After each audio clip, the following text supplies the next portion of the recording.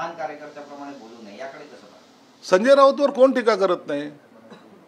प्रत्येक जण टीका करतोय. नाना पटोले करतोय, बाकी सगळ्या पक्षाचे नेते करतायत, परंतु त्याला त्या टीकेला त्याला काहीच वाटत नाही. सांगलीच्या आमच्या त्या विश्वजित कदमनी टीका केली नाही. एका मिनिटात त्याच्यावर आरोप लावलाय की यांना आम्हाला जे दम देत आहेत कदाचित हे भाजपमध्ये जातील. तुम्ही कोण ठरवणार आहे? तुम्ही कशाला बोलता त्यांच्यावर? तुम्हाला तुमच्या पक्षामधले लोक सांभाळता येत नाहीत. अनेक जण आमच्या संपर्कात आहेत. 2-3 दिवसामध्ये काही लोकांचा प्रवेश होणार आहे. त्यांना सांभाळण्याऐवजी इतर काँग्रेसवर टीका करून त्यांना ही आघाडी ठेवायचीच नाही हे त्यांचं ठरलेलं आहे.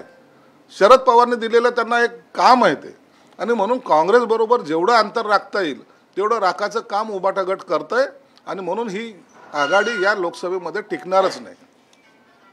संजय निरुपमांची जोरदार चर्चा आहे सध्या येणार आहे. तुम्ही सुद्धा म्हणाले की 48 तासामध्ये घडामोडी घडतील, काय असं वाटतं? आणि उत्तर पश्चिमची जी उमेदवारी आहे त्या उमेदवारीची माळ त्यांच्या गळ्यात या निमित्तानं पडणार आहे का? संजय निरुपम निश्चितच मुख्यमंत्री साहेबांच्या संपर्कात आहेत.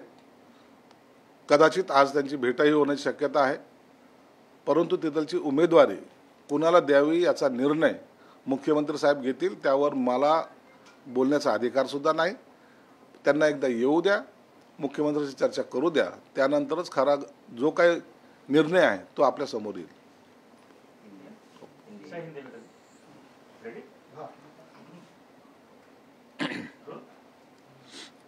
सर, कल शिवसेना की तरफ से मुख्यमंत्री की तरफ से एक बैठक बुलाई गई थी. इस बैठक में क्या कुछ चर्चाएं हुई? क्या रणनीति को लेकर चर्चा हुई? सीट शेयरिंग को लेकर विवाद है, क्या इस पर भी चर्चा हुई?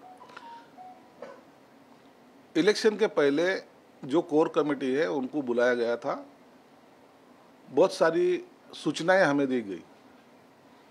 इलेक्शन की स्ट्रेटेजी क्या होना चाहिए, इलेक्शन के ऊपर किसके ऊपर क्या जवाबदारी है, उसने क्या करना चाहिए.